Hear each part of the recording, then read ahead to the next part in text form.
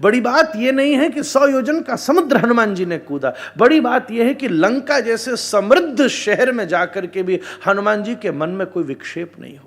उन्होंने काम का समुद्र कूदा, उन्होंने क्रोध का समुद्र कूदा, उन्होंने लोभ का समुद्र कूदा, उन्होंने मोह का समुद्र कूदा, उन्होंने मद का समुद्र कूदा, उन्होंने मात्सर्यता का समुद्र कूदा, उन्होंने पदैषणा, लोकैषणा, यशीषणा, स्वर्णैषणाओं के समुद्रों को कूदा, और जिस विनम्रता से गए थे उस सबको भस्म करके उसी विनम्रता से राम के चरणों में हाथ जोड़कर बैठ गए। तीसरे श्लोक के मंगलाचरण में कहते हैं, निगम कल्पतरोर गलितम फलम शुकमुखाद अमृतद्रव संयुतम पिबत भागवतम रसमालयम मुहुरहो रसिकाः भुवि भावुकाः।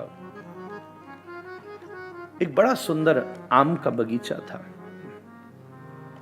भारतवर्ष की शोभा है, इतने सुंदर सुंदर आम्र कानन है, आम के बगीचे हैं। आम ही बड़ा खास फल है, नाम तो आम है पर बड़ा खास है, बड़ा खास। क्या उसकी वैरायटी है। थोड़े दिन पहले एक परदेसी भक्त मेरे आश्रम में आया, हमने उसको आम खवाया, महामहिम बड़ा खुश हुआ, बोले महाराज what kind of mango it is. और वो था महामहिम लंगड़ा आम, लंगड़ा होता है। अब मैं वो अंग्रेज को लंगड़ा की व्याख्या क्या करूं, तो मैंने कहा हैंडीकैप्ड मैंगो। तो बड़ा खुश हुआ, बोले डजंट सीम लाइक हैंडीकैप्ड दो, पूरा बना बनाया है, कैसे लंगड़ा तो कहीं से नहीं। मैं बोला नाम ही उसका लंगड़ा, अब क्या करूं। अगले साल आया, फिर मुझसे बोला महाराज हाउ इज माई हैंडीकैप्ड। ऐसा एंजॉय इट देन। देश की शोभा है आम, कितने सुंदर। हरिद्वार की तरफ जाएं, बीच में बड़े सारे आम्र कानन हैं। कोई एक आम के बगीचे में एक आम का पेड़ लगा है, जिस आम के पेड़ की सबसे ऊंची डाली है, ध्यान से सुनिएगा, उसके ऊपर कभी कभी एक चील आकर के बैठती है। उसको आम से कोई मतलब नहीं, उस डाली के ऊपर बैठकर वो दूर अपने शिकार को ढूंढती है। कभी कभी उस डाली के ऊपर एक गिद्ध आकर के बैठता है, उसको आम से कोई मतलब नहीं, उस डाली के ऊपर बैठ करके मृत शरीरों को ढूंढता है। कभी कभी उस डाली के ऊपर कौआ आकर के बैठता है, वो केवल मलमूत्र को ढूंढता रहता है। कभी कभी उस डाली के ऊपर एक कबूतर आकर बैठता है, तो दूसरे कबूतर और कबूतरियों को ढूंढता रहता है। पर कभी कभी उस आम के पेड़ के पास एक तोता आता है, उस डाली के ऊपर नहीं बैठता, बल्कि उस डाली से नीचे आकर उस पूरे पेड़ की परिक्रमा देता है और अपनी वनस्पति शास्त्र की विज्ञ दृष्टि से उस पूरे आम के पेड़ में सबसे पके हुए फल को ढूंढ लेता है और उसके ऊपर एक ऐसी चोंच मारता है कि थोड़ा सा रस वो पी लेता है। और फिर बिंदु बिंदु बिंदु बिंदु उस आम्र का रस जब धरती के ऊपर निपतित होता है, तब नीचे घूम रहे चैंटा और चैंटी, कीट और पतंगे भी उस आम्र के रस का आस्वादन करके धन्य धन्य हो जाते हैं। ये पूरे संसार के कानन में ये शरीर भी एक बहुत बड़े वृक्ष की तरह है, ऊर्ध्वमूलमधः शाखम। उसकी ये डाली सिर की सबसे ऊंची है। जो इस सिर की डाली के ऊपर बैठकर केवल अपने जीवन में अपनी उदर पूर्ति का ही उद्देश्य रखते हैं, वो वास्तव में चील के समान है। जो इस ऊंची डाली के ऊपर बैठ करके केवल दूसरे के दोष का ही चिंतन करते रहते हैं, वो वास्तव में कौआ के समान है। जो इस ऊंची डाली के ऊपर केवल दूसरे के शरीरों का ही अवलंघन करते रहते हैं, वो वास्तव में कबूतर के समान है। पर जो इस ऊंची डाली से नीचे उतर करके अपने आत्मा में भरे हुए परमात्मा रूपी फल का आस्वादन करते हैं और संसार को कराते हैं, वो वास्तव में शुक तोता शुकदेव के समान है, जो इस भागवत जी के प्रधान वक्ता है, शुकदेव। एक बार एक दूध का व्यापारी था, राजस्थान का ही था, और महामहिम कपड़े बड़े गंदे पहना करता था। तो उसके मित्र ने उससे कहा, तू इतना पैसे वाला कपड़े क्यों गंदे पहनता है? उसने कहा, मेरे यहाँ एक परंपरा है कि बाबा के कपड़े पहने जाते हैं।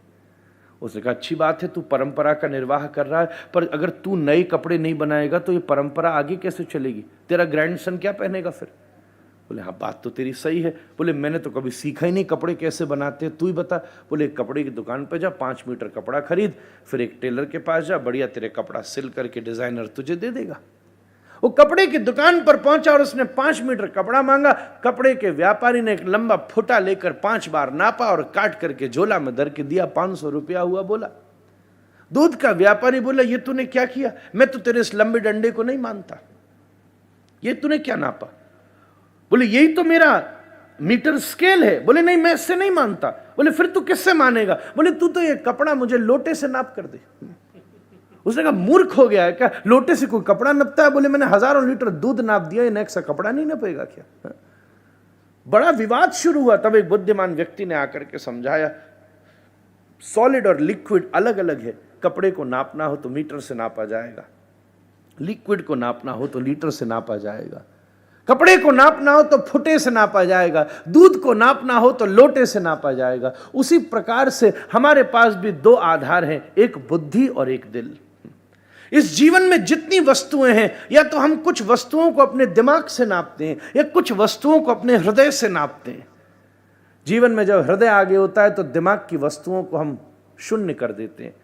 कोई धूम्रपान करने वाला व्यक्ति हो मां, तो उसका पैकेट ही बोलता है पिएगा तो मर जाएगा, इट किल्स यू।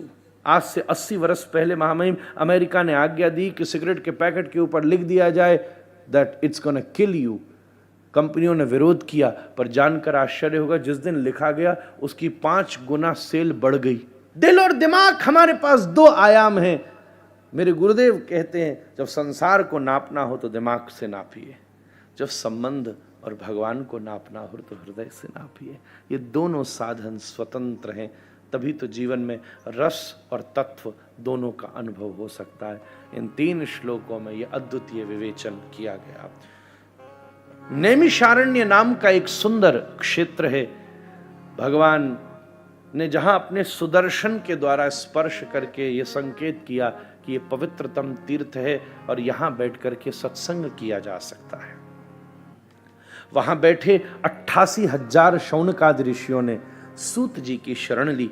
भागवत में कथा प्रसंग आगे चलता है, जहां उन्होंने सूत जी को प्रणाम करके कई प्रकार के प्रश्न पूछे और उन प्रश्नों के उत्तर के रूप में ही भागवत जी का सृजन हुआ।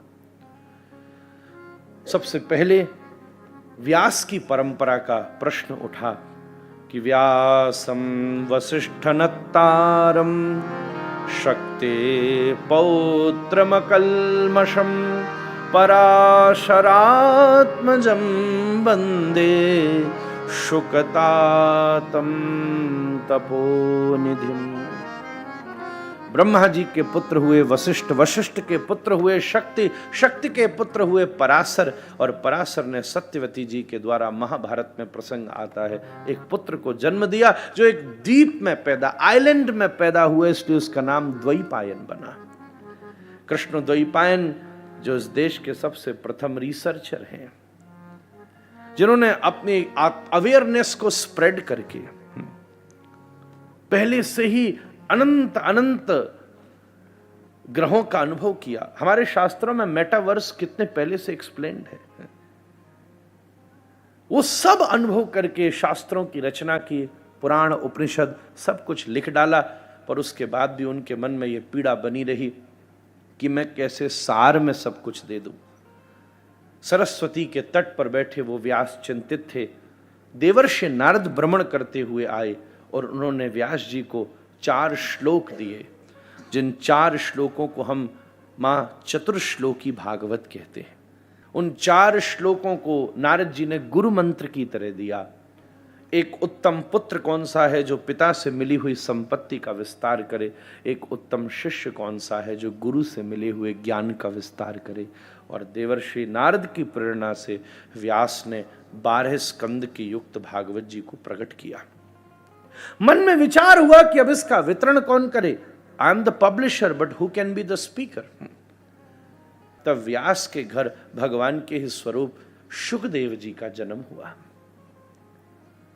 जिनको भगवान व्यास ने जन्म लेते ही वन चले गए थे, पर भागवत के श्लोक सुनकर घर वापस लौट आए और व्यास जी ने उनको इस भागवत जी का ज्ञान प्रदान किया। इसके वक्ता शुकदेव, इसके रचयिता व्यास और इसके श्रोता जो इसका सर्वोत्तम पद है, जिस पर आप भी विराजमान हैं, उन परीक्षित का प्रसंग भागवत के प्रथम स्कंद में आता है। महाभारत की कथा से महाभारत के युद्ध का विश्राम हुआ। कौरवों की तरफ 11 अक्षुणी सेना लड़ी और पांडवों की तरफ 7 अक्षुणी सेना लड़ी, पर 11 अक्षुणी सेनाओं में से केवल 3 लोग शेष बचे, अश्वत्थामा, कृतवर्मा और कृपाचार्यों। अश्वत्थामा ने जाकर दुर्योधन से आज्ञा मांगी और सोते हुए पांडवों के पुत्रों की हत्या कर डाली। अर्जुन अश्वत्थामा को बंदी बना करके लाया, और जब द्रौपदी ने देखा कि मेरे पुत्रों की हत्या मेरे गुरुपुत्र ने की है, तो बड़ी जोर से गर्जना करती हुई द्रौपदी बोली, मुंचता मुंचता मेष ब्राह्मणों नितराम गुरो हो। इन्हें छोड़ दो, जो कष्ट मुझे हुआ है, कम से कम मेरी आध्यात्मिक सद्भावना ये तो कहती है कि वो कष्ट मैं किसी दूसरे को तो न दूं। इसलिए अपने पुत्रों की मृत्यु पर जो मुझे कष्ट हुआ है वो मैं अपनी गुरुमाता को कैसे दे दूं इन्हें मार के। महामहिम उसी समय भीम आगे आ गए। जस्टिस और सेंटिमेंट्स दो अलग चीजें हैं। हम लोग राजा हैं, और अगर सेंटिमेंटल होंगे तो फिर तो जस्टिस ही नहीं कर पाएंगे। कोई किसी को मार कर आके पैरों में गिर जाएगा, अब नहीं करूंगा तो गड़बड़ हो जाएगी, इससे जस्टिस कैसे कायम होगा। श्री कृष्ण बोले, बिल्कुल भीम सही कह रहे हैं, भीम के जीवन में शोक नहीं है, इसलिए चार भाई वो करते हैं जो श्री कृष्ण कहते हैं, पर श्री कृष्ण भी वो करते हैं जो भीम कहते हैं। युधिष्ठिर को बाद में शोक हुआ और अर्जुन को पहले मोह हुआ, पर भीम को न पहले हुआ न बाद में हुआ। जो मुक्त है वो भीम है। उसी समय कहते हैं अश्वत्थामा के मस्तक पर एक मणि लगी थी, उसको काट कर उसको तिरस्कृत करके निकाल दिया। वो मणि क्या है? आपका विवेक। अगर व्यक्ति विवेक खो दे तो अपने आप अपना विनाश कर लेगा। विवेक की समाप्ति को उसको अपने आप विनाश मिला। अश्वत्थामा ने जाते हुए ब्रह्मास्त्र उत्तरा के गर्भ की तरफ छोड़ा, और श्री कृष्ण ने उसके गर्भ की रक्षा करके पूरे पांडवों को व्यवस्थित किया। अब बुआ कुंती से आज्ञा मांगी, बुआ अब सब कुछ ठीक हुआ, मैं घर वापस जाऊं। जाती हुई बुआ ने भागवत में श्री कृष्ण की पवित्र स्तुति करी, आपकी कृपा से हम इस युद्ध को जीत सके। आपको जानकर आश्चर्य होगा कि अगर कुंती के साथ कृष्ण का बुआ वाला संबंध था महामहिम, तो दुर्योधन श्री कृष्ण के समधी हैं। ये दोनों समधी हैं। यहां बड़ी बात रिश्ते की नहीं थी, यहां बड़ी बात सत्य की थी।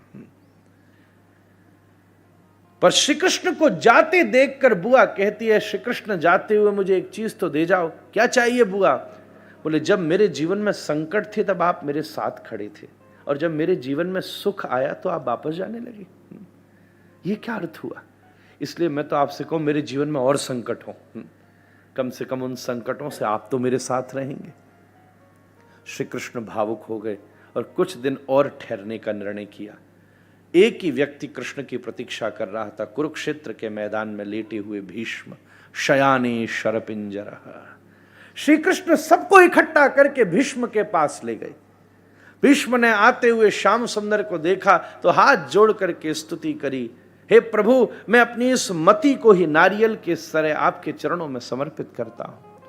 भीष्म लेटे शरशैया पर, एक एक रोम में आग्नेय, पार्जन्य, वाहिंद्र, वायाव्य, वरुणास्त्र, ब्रह्मास्त्र, नागास्त्र घुसे नहीं है, आर पार है। भीष्म लेटे हुए कहते हैं, कई बार जीवन में महामहिम हम जिस चीज का ज्यादा विरोध करते हैं वही हमारे जीवन में सबसे ज्यादा प्रभाव डालती है। कहते हैं भीष्म ने विवाह नहीं किया, कहते अखंड ब्रह्मचारी। और आप भीष्म का जीवन देखें तो सबसे ज्यादा प्रभाव ही स्त्रियों का है। सबसे पहला प्रभाव गंगा, जिन्होंने जन्म दिया, फिर साथ नहीं रही। उसके बाद दूसरा सबसे बड़ा प्रभाव अंबा, अंबिका, अंबालिका, सत्यवती, जिसकी वजह से देवव्रत को भीष्म बनना पड़ा, फिर गांधारी, फिर कुंती, फिर द्रौपदी। इसलिए don't be too rigid for anything. Bhishma हाथ जोड़कर निवेदन करते हैं, किसी ने कहा भगवान आप दीन बंधु हो तो मैं हताश हो गया, किसी ने कहा भगवान आप भक्तवत्सल हो तो मैं हताश हो गया, क्योंकि इन दोनों कैटेगरीज में मैं नहीं आता। पर किसी ने कहा आप पतित पावन हो तो मैं प्रसन्न हुआ। क्यों? क्योंकि मुझे पता चला आपने वचन लिया था कि मैं युद्ध में शस्त्र नहीं उठाऊंगा। This is the most political move in the history. Centric होते हुए भी बिना इन्वॉल्व रहना, है पूरे युद्ध के सेंटर में। तो मैंने भी प्रतिज्ञा की थी कि मैं श्री कृष्ण आपसे युद्ध में शस्त्र उठवा कर रहूंगा। युद्ध का 8वां दिन था। आज दुर्योधन ने भीष्म का तिरस्कार कर डाला, और तमतमाए हुए भीष्म जब युद्ध के मैदान पर उतरे तो तीरों की वर्षा कर डाली। आग्नेय पार्जन्य माहेंद्र वायव वरुणास्त्र नागास्त्र जब चलते तो सामने खड़ा हुए व्यक्ति हतप्रभ हो जाते। अर्जुन के सामने पहुंचे, लक्ष्य था कपिध्वज अर्जुन, जब तीरों की वर्षा करी तो अर्जुन हतप्रभ हो गए, एकदम मूर्छित हुए। अर्जुन को श्री कृष्ण ने देखा तो आसन से खड़े हुए, नीचे उतरे, देखे किस शस्त्र का प्रयोग करूं, तो शस्त्र तो धारण करने की मनाही थी। उसी समय रथ का टूटा हुआ पहिया पड़ा था, उस पहिए को उठा लिया और हुंकार भरते हुए कृष्ण दौड़े। धरती फट गई, एकदम अर्जुन की दृष्टि पड़ी तो जाकर के कृष्ण के चरण पकड़ लिए। आप अपनी प्रतिज्ञा को याद रखें, अगर आप ही प्रतिज्ञा का पालन नहीं करेंगे तो इस धरती पर कौन करेगा। श्री कृष्ण ने कहा मेरे पांव को छोड़ और अपने पीतांबर को धरती पर डाला। कहा इससे भी बड़ी एक और मेरी प्रतिज्ञा है, और वो क्या है, मेरा व्यक्ति जो प्रतिज्ञा ले ले उसे पूरा करना ही मेरी प्रतिज्ञा है। ऐसा कहकर भीष्म को समाधान दिया। वही भीष्म आज विनम्रता से स्तुति करके अपने शरीर को छोड़ देते हैं। कृष्ण सामने खड़े थे, बोले एक बार हंसो तो सही। विलियम जोन्स लिखते हैं महामहिम on the parent knees a naked newborn child crying thou all around, crying thou but all around thee weep, live the life like that at your final sleep, you must smile but all around thee weep. On the parent knees a naked newborn child crying thou but all around thee smile. बच्चा तो रो रहा है पर सब हंस रहे हैं, पर at your final sleep you must smile but all around thee weep. Bhishma ने मुस्कुराते हुए अपने प्राणों को छोड़ा। श्री कृष्ण द्वारिका लौटे। थोड़े दिन पहले आदरणीय प्रधानमंत्री जी ने समुद्र के नीचे जाकर के द्वारिका पर झंडा, और मेरा तो मन भावुक हो गया जब श्री कृष्ण का मोर पंख उस द्वारिका को उन्होंने छुपाया। हम लोग बड़ी सावधानी से उस दृश्य को देख रहे थे, क्योंकि ऐतिहासिक नगरी है। द्वारिका को भगवान श्री कृष्ण ने समुद्र में डुबो दिया। इस खबर को लेकर जब पांडवों को अर्जुन ने कही तो पांडवों ने अपने पुत्र परीक्षित को राज्य दिया। परीक्षित के राज्य में 3 चीजें सफल थी। एक डेवलप्ड कंट्री की परिभाषा भागवत में लिखी है, शिक्षा, चिकित्सा और न्याय। ये तीनों चीज तुरंत प्राप्त होती थी। एक दिन परीक्षित को श्रृंगी के पुत्र श्रमिक ने श्राप दिया कि 7 दिन बाद सर्पों के राजा तक्षक के दंशन से मृत्यु होगी। परीक्षित गंगा के तट पर आकर बैठे, सबसे पूछा 7 दिन में मुक्ति मिल सकती है। तब व्यास के पुत्र शुकदेव जी पधारे और शुकदेव जी ने बड़ी विनम्रता से कहा 7 दिन तो बहुत लंबा समय है, तुझे सर्प ने काट लिया होता उस समय भी अगर मैं आ जाता तो चुटकी बजाते हुए मुक्ति दे देता।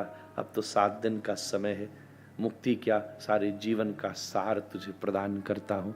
और शुकदेव जी ने इस दिव्य मंगल में प्रसंग को परीक्षित को सुनाया।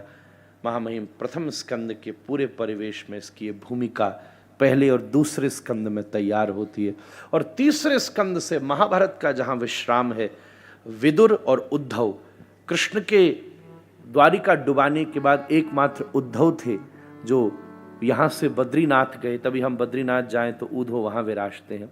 और विदुर जो कि महाभारत का युद्ध छोड़ गए थे, उनके बीच में आपस में संवाद होता है जो अत्यंत वेदांतिक है, अत्यंत वैज्ञानिक है, कुछ विस्तार से और कुछ सार से। इसको हमारे यहाँ कहते हैं समास व्यास योगता, कुछ समास से और कुछ व्यास से। व्यासपीठ के हाथ में धर्म कर है, राजपीठ के हाथ में धन कर है। इन दोनों का अनुशासन है, इन दोनों का, ये दोनों एक दूसरे को पोषित करते हैं, ये दोनों एक दूसरे को नियंत्रित करते हैं, ये दोनों एक दूसरे को पुष्पित करते हैं, पल्लवित करते हैं।